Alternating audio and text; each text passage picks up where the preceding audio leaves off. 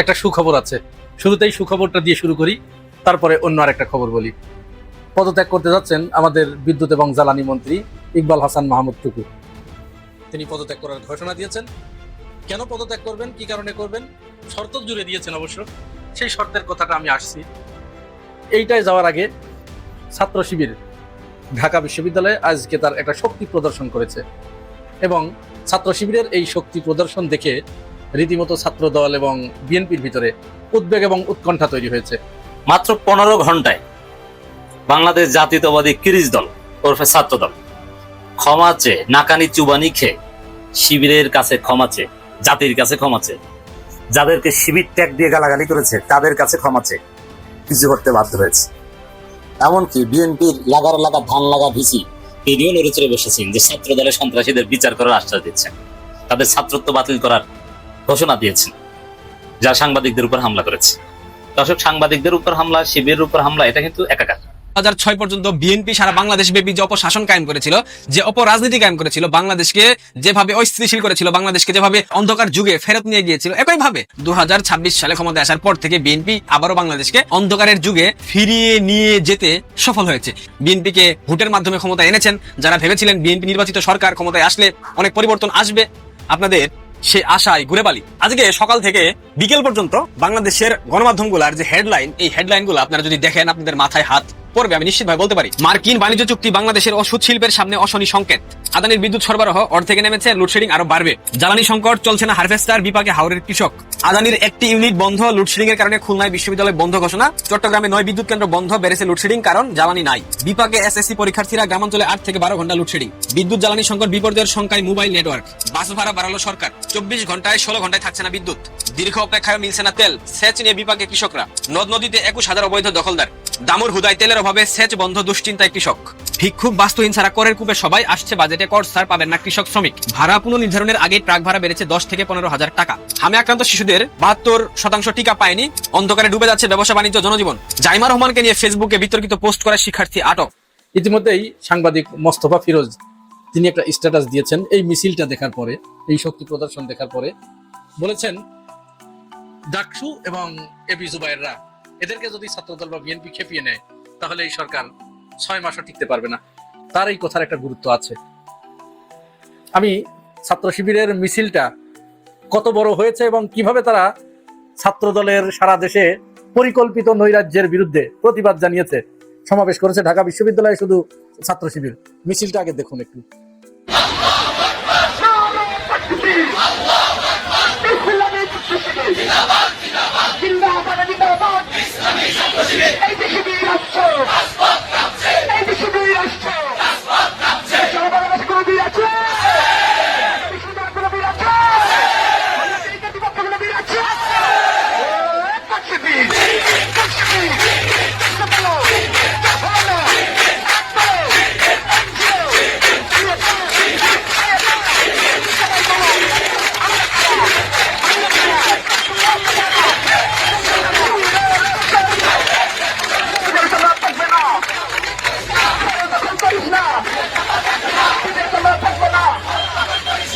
এটা ছাত্র দলের যে পরিকল্পিতভাবে গত কয়েকদিনে পায়ে পাড়া দিয়ে ঝগড়া করা, ছাত্র শিবিরকে মারপিট করা, তার একটা আউটপুট। এটা কিন্তু একটা বার্তা দিয়েছে ছাত্র দলকে। তাদের নিজেদেরও একটা মান সম্মানের ব্যাপার হয়ে দাঁড়িয়েছে, হীনমন্যতায় ভুগছে দল ক্ষমতায়, অথচ এখনো ক্যাম্পাসগুলোতে আমাদের আধিপত্য কায়েম করতে পারছি না। ছাত্র শিবিরের আজকের যে মিছিলটা, এই মিছিলের পিছনে কিন্তু একটা ব্যাকগ্রাউন্ড আছে। সেটা কি? গতকাল আপনারা জানেন যে মোসাদ্দেক এবং এবি জুবায়েরকে ছাত্রদল শাহবাগ থানায় মব সৃষ্টি করে তাকে প্রচন্ডভাবে মারধর করা হয়েছে। এই দুজনকে আবার কেন মারধর করা হলো, এর আবার একটা ব্যাকগ্রাউন্ড আছে। ছাত্র শিবিরের আব্দুল্লাহ আল মামুন, এই ছেলে গতকাল নিজে থেকে শাহবাগ থানায় উপস্থিত হয়ে তার নিরাপত্তার জন্য থানাতে দাবি জানিয়েছিল, আবেদন করতে গিয়েছিল। কারণ কি? কারণ হচ্ছে এই আব্দুল্লাহ আল মামুনের একটা ছবি ব্যবহার করে ভুয়া একটা ফটোকার্ড তৈরি করেছে আওয়ামী লীগ এবং ছাত্রলীগের দোসরেরা। এইটা আবার বেশি প্রচার করেছে এই যে মোহাম্মদ আরাফাত আছে না, কুমড়ো পটাশ যাকে বলা হয়, এই কুমড়ো পটাশ, তারপরে যে ইমরান এইডস সরকার, এরা এইগুলো প্রচার করেছে। ছাত্র দলের ছেলেপেলেগুলো এখানে তারা অনেকটা মাথা মোটার পরিচয় দিয়েছে, তারা এখানে যথেষ্ট ম্যাচিউরিটির পরিচয় তারা দিতে পারে নাই। তারা এটাকে যাচাই বাছাই না করেই ওই ছেলেটাকে বারবার ফোনে হত্যার হুমকি দিয়েছে। তাকে ডাকসুর এক ভবনে খুঁজতে গেছে, পায় নাই। এইটা দেখে ওই ছেলে নিজের জীবনের নিরাপত্তার কথা ভেবে শাহবাগ থানায় আসছে, যে আমি থানায় যাই, আমি আগে যে আমার নিজেকে রক্ষা করি। সে থানাতে গিয়ে বলেছে যে দেখুন, আমার নামে আমার ছবি ব্যবহার করে এই ভুয়া ফটোকার্ডটা তৈরি করা হয়েছে, এই যে আমার ফোন আমি আপনাদেরকে দিয়ে দিলাম, ফরেনসিক ল্যাবে পাঠান। আমি যদি এইটা করে থাকি, এই পোস্ট যদি আমি করে থাকি, তাহলে আমাকে আপনারা যে শাস্তি দেন আমি মাথা পেতে নিতে রাজি আছি। জাইমা রহমানের ওই একটা নোংরা ভিডিও, এইটার আমরা তীব্র নিন্দা জানাই। এই কাজ কোনো মতো অবস্থায় কখনো করা যাবে না। আমাকে যারা শোনেন নিয়মিত, কমপক্ষে অতটুকু রুচির পরিচয় আমাদেরকে দিতে হবে।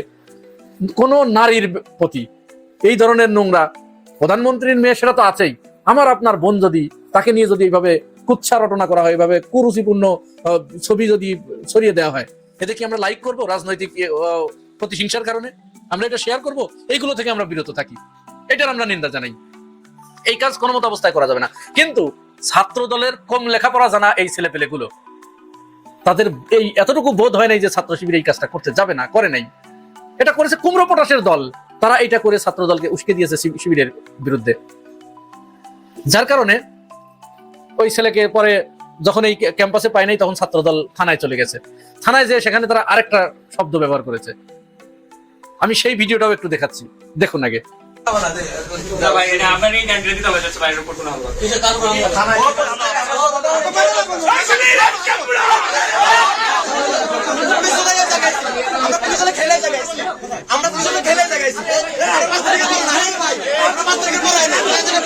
থানায় যে যখন তারা দেখে যে ওই আব্দুল্লাহ আল মামুনকে হাজতের ভিতরে না রেখে, গারদের ভিতরে না রেখে ওসির রুমে সে বসে আছে, তখনই তারা ওসির সাথে বাকবিতণ্ডা করে, বলে যে ও বাইরে কেন, ওকে আগে হাজতে ঢুকান।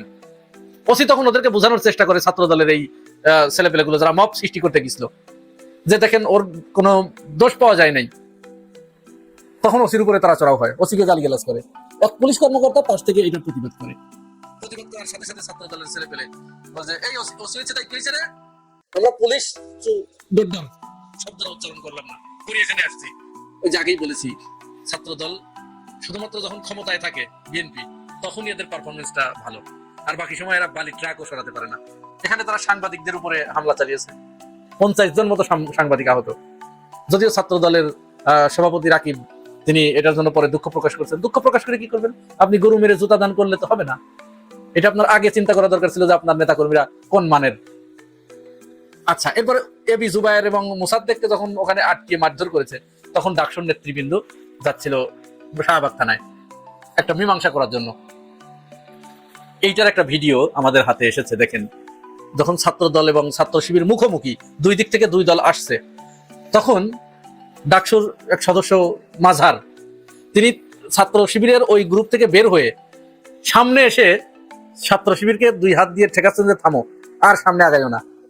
ঠিক এই মুহূর্তে পিছন থেকে ছাত্র দলের টুকাই মাঝারের পিছন দিয়ে বাচ্চা মেরে, দেখেন ভিডিওটা দেখেন।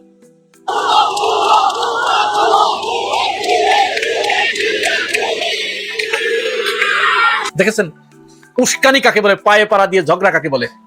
এইগুলো আমাদের সুশীল সমাজের চোখে পড়ছে না। এরা কেউ বলছে না যে ছাত্র দল এখানে পায়ে পাড়া দিয়ে ঝগড়া করছে। এই কাজটা যদি করতো, এদেশের মিডিয়া এবং সুশীল সমাজ যদি এখনই যেটা ভালো সেটাকে ভালো বলা এবং যেটা খারাপ সেটাকে যদি খারাপ বলতো, তাহলে ছাত্র দলের এই পরিণতি আজ হতো না। ছাত্রলীগও কিন্তু ছাত্রলীগ হয়েছিল মিডিয়া এবং সুশীলদের কারণে, কারণ তাদের সমস্ত অপকর্মকে তারা আড়াল করতো, মিডিয়া এবং সুশীল, যার কারণেই তো তারা ছাত্রলীগ হয়েছিল। এখন আবার ছাত্র দলের ব্যাপারেও তারা এইটা। ভিডিওটা আবার দেখেন আপনারা একটু, কিভাবে লাথি মারছে দেখুন।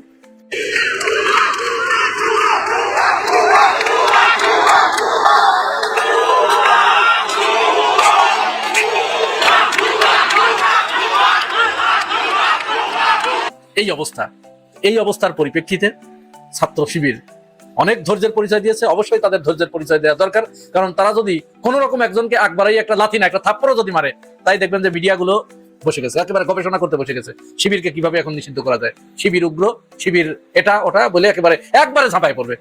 কিন্তু এখন তো তারা অন্ধ হয়ে গেছে, এখন তো তাদের রাত, তারা তো এখন ঘুমাচ্ছে, চোখে দেখে না। সবাই সুশীল এবং এই মিডিয়াগুলো একেবারে অন্ধ, নাক ডাকিয়ে ঘুমছে। ছাত্র শিবির যদি আস্তে করে একটা বায়ু দেয়, ওদের তখন ঘুম ভেঙে যাবে।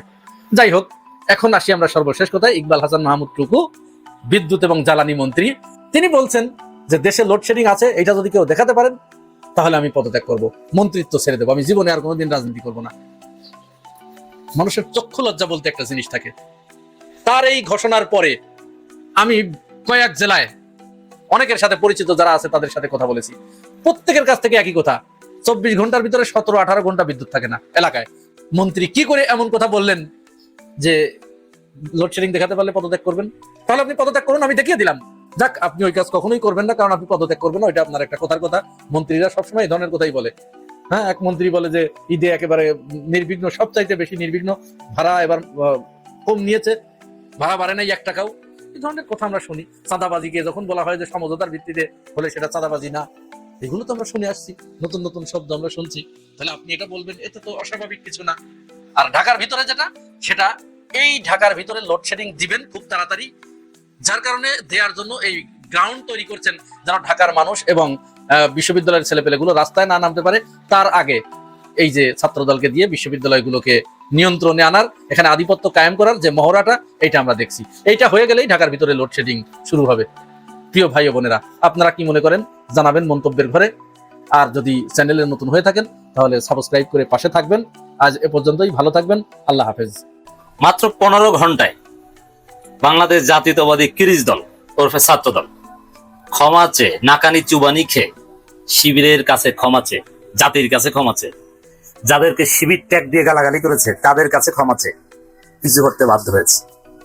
এমনকি বিএনপির লাগার লাগা ধান লাগা ভিসি তিনিও নড়ে চড়ে বসেছেন যে ছাত্র দলের সন্ত্রাসীদের বিচার করার আশ্বাস দিচ্ছেন, তাদের ছাত্রত্ব বাতিল করার ঘোষণা দিয়েছেন, যারা সাংবাদিকদের উপর হামলা করেছে। দর্শক, সাংবাদিকদের উপর হামলা, শিবিরের উপর হামলা, এটা কিন্তু একাকার। শাহবাগ থানার ভিতরে ঢুকে যে মব সৃষ্টি করেছে ছাত্রদল, প্রথমে ছাত্রদলের সভাপতি আমাদের রাকিব ভাই, তিনি দুঃখ প্রকাশ করেছেন যে না, এরকম মব করা ঠিক হয়নি, ভবিষ্যৎ আর মব করবে না। ক্ষমা চাওয়া, নাকানি চুবানি খাওয়া, নাকে খত দেওয়া ওখান থেকে শুরু। শিবিরের স্ট্র্যাটেজির কাছে, কৌশলের কাছে কত কঠিন ধরা খেয়েছে দেখেন। এরপরে ওরা যে অভিযোগে মব করেছে সে অভিযোগ ডিবাং হয়েছে, রাষ্ট্রীয়ভাবে সার্টিফিকেট প্রাপ্ত। কিভাবে? পুলিশ তদন্ত করেছে, তদন্ত করে দেখে যে না, এই স্ক্রিনশট শিবির নেতাদের নামে অন্য কেউ ছড়িয়েছে, তাদের কোনো সমস্যা নেই। Very good. তার মানে এক পর্যায়ে ছেড়ে দিয়েছে। যে ছেলে থানায় জিডি করতে গিয়েছিল তাকে কিন্তু প্রথমে আটকে রেখেছিল, পরবর্তীতে ছেড়ে দিতে বাধ্য হয়েছে। মানে বিএনপির পুলিশের পরাজয়, এটা শিবিরের নৈতিক বিজয়। শিবিরের বিরুদ্ধে যে অভিযোগ, এটা ডিবাং হয়ে গিয়েছে। যাচাই বাছাই শেষে তাকে ছেড়ে দেওয়া হয়েছে। না, শিবিরে কেউ সাথে জড়িত না। ছাত্র দলের এরা যে কতটা কুরুচিপূর্ণ, তারেক রহমান, জুবাইদা রহমান, জাহিমা রহমান, এদেরকে জড়িয়ে এত নোংরা কথাবার্তা, এত জঘন্য কথাবার্তা এরা ছড়ায়, আপনি অবাক হবেন যে মিনিমাম রেসপেক্ট, মিনিমাম সম্মানবোধ তারেক রহমান, জুবাইদা রহমান, জাহিমা রহমান এদের প্রতি ছাত্র দলের ছাত্রীদের নাই।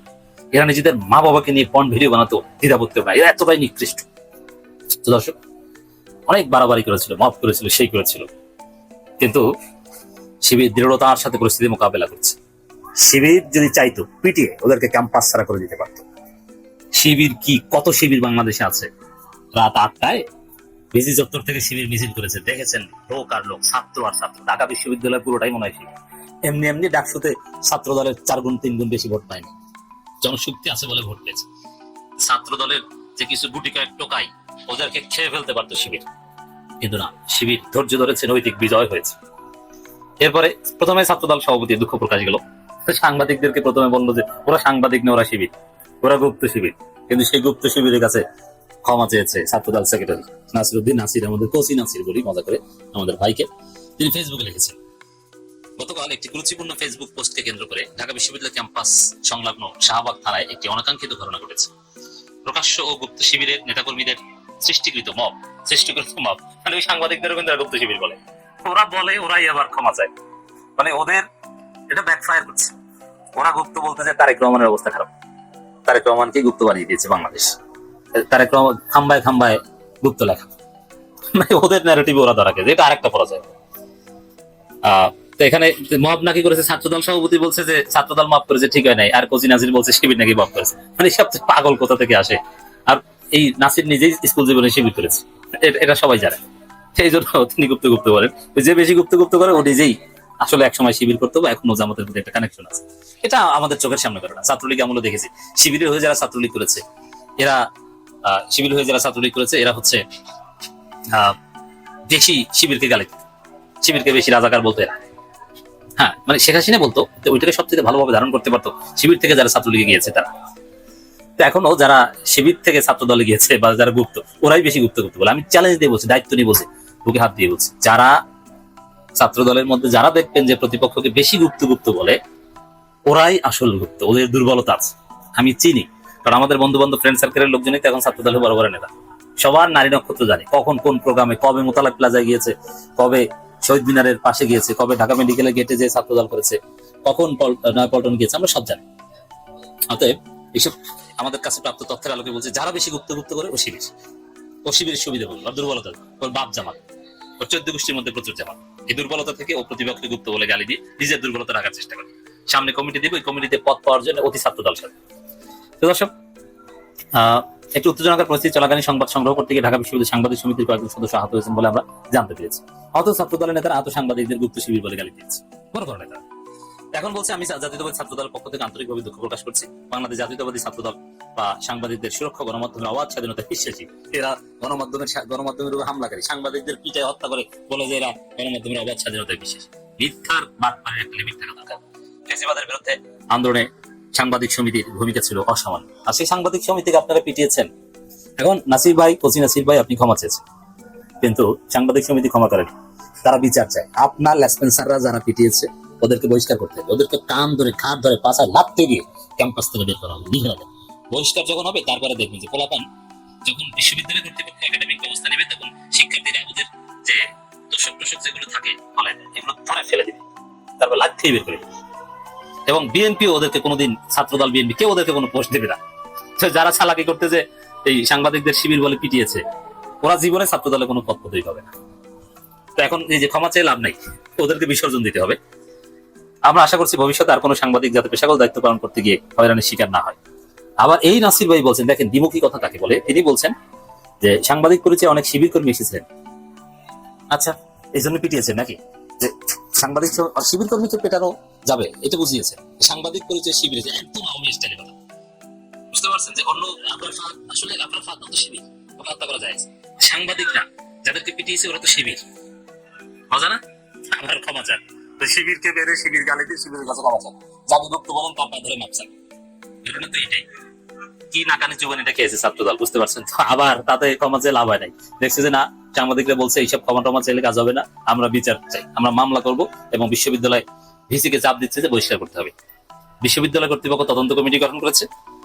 আর ছাত্রদল এরপর বলছে যে যেহেতু দেখছে কোনো উপায় নাই, এখন একটি গুরুত্বপূর্ণ অশালীন ফেসবুক পোস্টকে কেন্দ্র করে ঢাকা বিশ্ববিদ্যালয় ক্যাম্পাস সংলগ্ন শাহবাগ থানা যে ঘটনা ঘটেছে, এই জন্য তদন্তের জন্য ছাত্রদলের কেন্দ্রীয় সংসদ একটা তদন্ত কমিটি গঠন করেছে। মানে এটা কি করবে? তদন্ত কমিটি গঠন করে ছাত্রদলের কয়েকজনের বহিষ্কার করবে, কারণ যেহেতু বিশ্ববিদ্যালয় কর্তৃপক্ষ তাদের বহিষ্কার করবে, তার আগে ছাত্রদল বহিষ্কার করবে।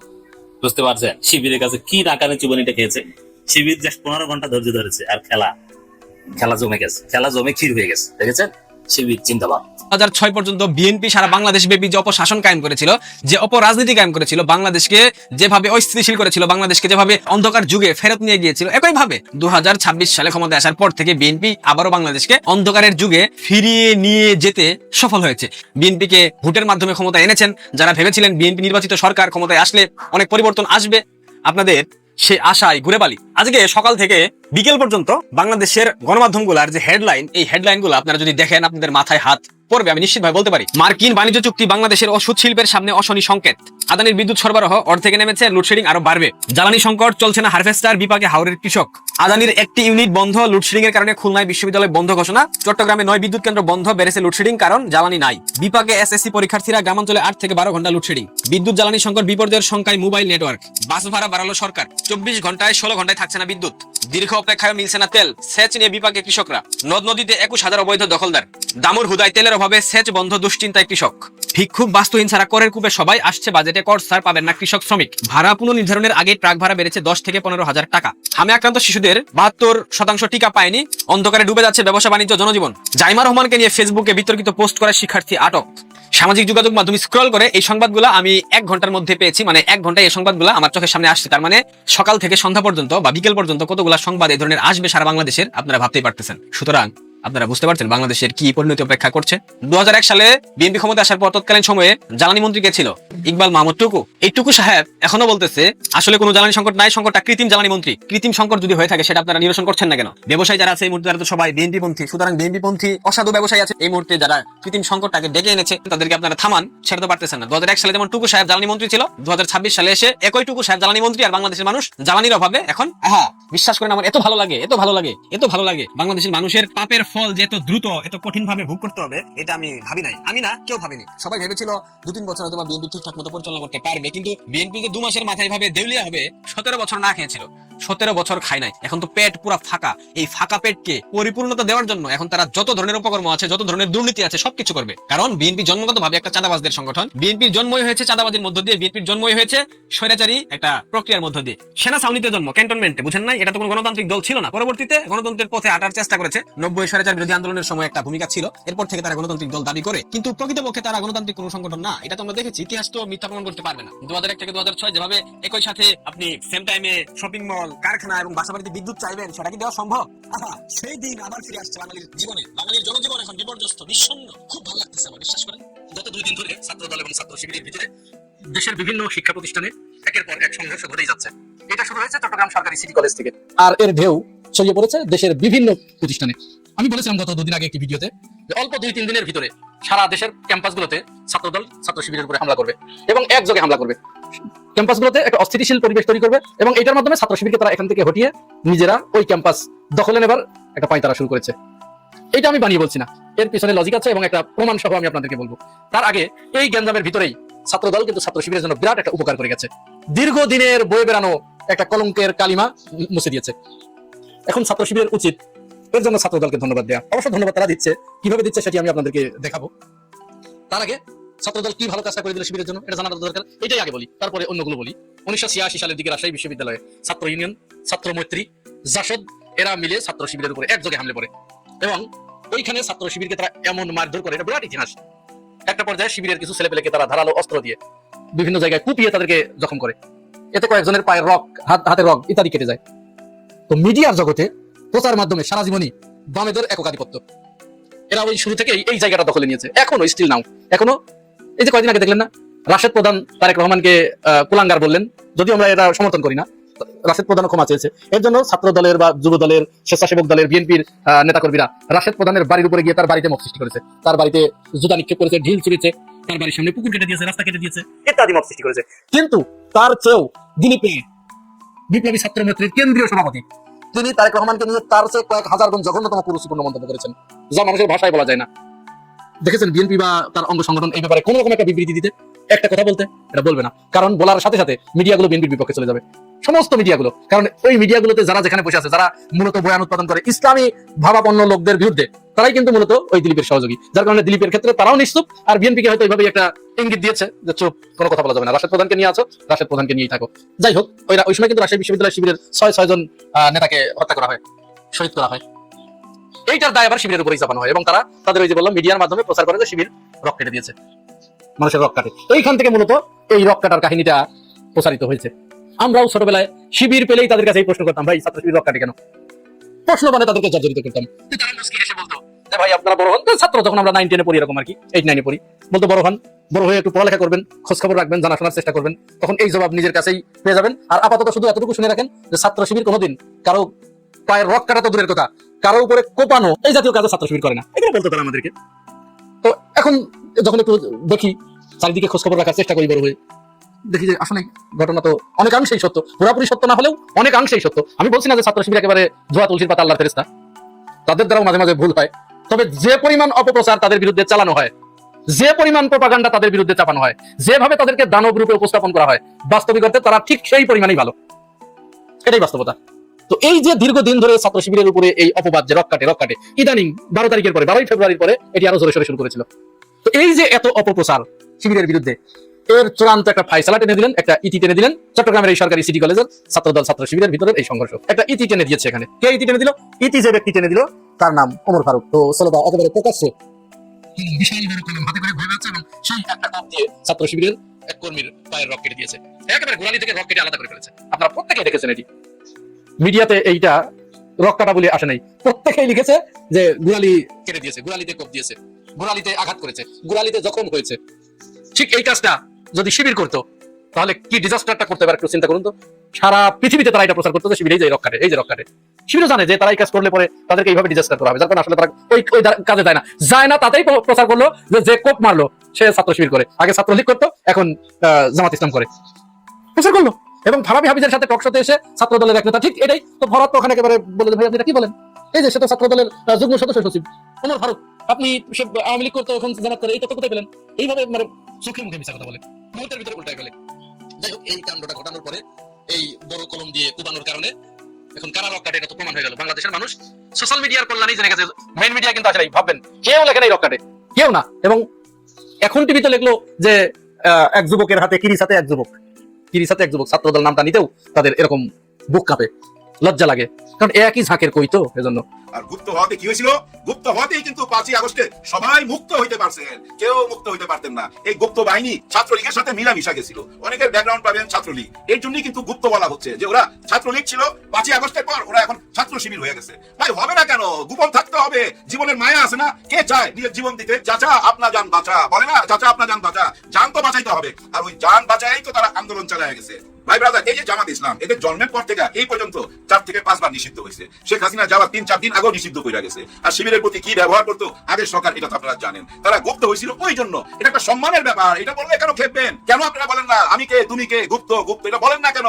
যেভাবে শেখ হাসিনা রাজাকারের নাতিপুতি বলছিল, তখন আপনারা বলছিলেন না আমি কে তুমি কে, রাজাকার রাজাকার, ঠিক তেমনি করে বলেন আমি কে তুমি কে, গুপ্ত গুপ্ত। গুপ্ত একটা সম্মানের ব্যাপার। এখন দেখেন এই গুপ্ত নিয়ে এমন জায়গায় পৌঁছে গেছে, দুইটা দল কিন্তু, হ্যাঁ ভাই দুইটা দল এই সোশ্যাল মিডিয়ার মধ্যে ঝড় তুলে দিছে, এই এরা আঘাত করতেছে, এই এরা আঘাত করতেছে, আঘাতের পর্যায়ে এমন জায়গায় চলে গেছে যেটাকে নোংরামিও বলতে পারেন। হ্যাঁ নোংরামিও বলতে পারেন, অনেক কিছু নোংরামি হচ্ছে যেটা মেনে নেওয়া যায় না। কিন্তু আমার যে বয়স, ওই বয়স থেকে যেটা আমি ভাবতেছি যেটা মেনে নেওয়া যায় না, যুগটাই তো অন্যরকম, যার জন্য গুপ্ত নিয়ে এত কথাবার্তা। ওরা গুপ্ত থাকার কারণেই তো সবাই মুক্ত হইতে পারছেন। সবাই আজকে আমরা যারা আছি, যারা বড় বড় কথা বলতেছি, যারা এই নির্বাচন করে সংসদে চলে গেছি, এই যে 300 এমপি আছে, মন্ত্রী আছে, সবাই মুক্ত হয়েছেন কি কারণে, কিভাবে? এই 5ই আগস্টে এই গুপ্তরাই আপনাদেরকে মুক্ত করছে, এটা মাথায় রাখতে হবে। আর প্রথম দিকে যে একটু ইঙ্গিত দিলাম, ঠান্ডার মধ্যে বৈশা ওনারা কিন্তু মিল মহব্বতের মধ্যে আছে, একজন আরেকজনের পিঠ চুলকাইতেছে, মজায় সময় কাটাইতেছে। আর আপনারা এই রোদের মধ্যে তাপটা কি রে ভাই, ওর মধ্যে নিজেরা মারামারি করতেছেন, ওনারা এসিতে, আপনারা রোদের মধ্যে। ব্যাপারটা বোঝার চেষ্টা করেন। আসলে হয়েছে কি ভাই, চরম সত্যি কথাটা বলে বিদায় নিতেছি। দেখেন যে সরকারই আসে সে কিন্তু তার লোকজন সব জায়গায় সেভ করে। এই যে 18 মাসের জন্য যে সরকার আসছিল তারা একই কাজ করছে, এর আগে যারা ছিল তারা একই কাজ করছে, এর আগে যারা ছিল তারাও একই কাজ করছে, এখনো একই কাজ করতেছে। কিন্তু সব জায়গায় লোকজন দেওয়ার পরও একটা জায়গা খালি, সেটা সবচেয়ে ভয়াবহ জায়গা, ওইখান থেকেই আন্দোলনের জন্ম হয়, ওইখান থেকেই তো বলে তুমি কে আমি কে, রাজাকার রাজাকার। ওই জায়গাটা দখল করতে হবে। ওই জায়গাটা এখনো ছাত্র শিবির বলেন বা জামাত বলেন অথবা যারা জুলাই বিপ্লবের সাথে জড়িত ছিল, আমি বলতে চাচ্ছি আমাদের শিক্ষাঙ্গনের কথা। এই শিক্ষাঙ্গনগুলা কিন্তু ওনাদের হাতে নাই, এই শিক্ষাঙ্গনগুলা কিন্তু চলে গেছে শিবিরের হাতে। রাষ্ট্র নির্বাচন থেকে শুরু হয়েছে, তারপরে 5টা বিশ্ববিদ্যালয় ওনাদের হাতে চলে গেছে। এই জায়গাটাই ভয়, যদি কোনো আন্দোলনের ডাক দেয় তাহলে তো প্রথম আন্দোলনটা কই থেকে শুরু হয়? ওই বিশ্ববিদ্যালয় থেকে, ওই ছাত্ররাই প্রথম শুরু করে। হ্যাঁ ভাই, অতীতের দিকে তাকান, যত আন্দোলন হয়েছে, আপনি ভাষা আন্দোলন থেকে নিয়ে এই 5ই আগস্টের আন্দোলন পর্যন্ত, এর সাথে আমলও ওই ছাত্ররাই আন্দোলন করছে। তারাই শুরু করলে দেশের মজলুম মানুষরা তাদের পিছনে দাঁড়ায়া যায়। এই জায়গাটাই ভয়, এই ভয়ের কারণেই ওই জায়গাটা দখল করতে হবে। আগামীতে আরো এটা বাড়বে, কিন্তু দেখবেন এই দুই দলের মানে ছাত্র দল ভার্সেস এই ছাত্র শিবির, এদের গন্ডগোল আরো বাড়বে এবং হতাহত হইতে পারে। কোনো গ্যারান্টি নাই ভাই, কোনো গ্যারান্টি নাই। কারণ কি জানেন, এরকম জিনিসপত্র নিয়ে রাস্তায় নেমে গেছে, অথচ গ্রেপ্তার হয়েছে, গ্রেপ্তার হয় নাই। গ্রেপ্তার যেহেতু হয় নাই, গ্যারান্টি দিয়ে বলতে পারি এটা বাড়তে থাকবে। হ্যাঁ বাড়তে থাকবে, কেউ থামাইতে পারবেন না। কারণ এখন দখল নিতে হবে, সমস্ত বিশ্ববিদ্যালয় দখল নিতে হবে, পাহারায় রাখতে হবে, কোনো আন্দোলন যেন এখান থেকে না হইতে পারে ওইটা ঠেকাইতে হবে। এটা মাথায় রাখেন। রাজনীতিবিদরা মনে করে কি জানেন, সেই 30 দশক 60 দশকের জনগণ এখনো আছে। না ভাই, সেই জনগণ নাই, সেই চতুর জনগণ নাই। জনগণ এখন রাজনীতি বুঝে। আপনাদের প্রত্যেকটা কথা, প্রত্যেকটা চরিত্র ওদের মুখস্থ।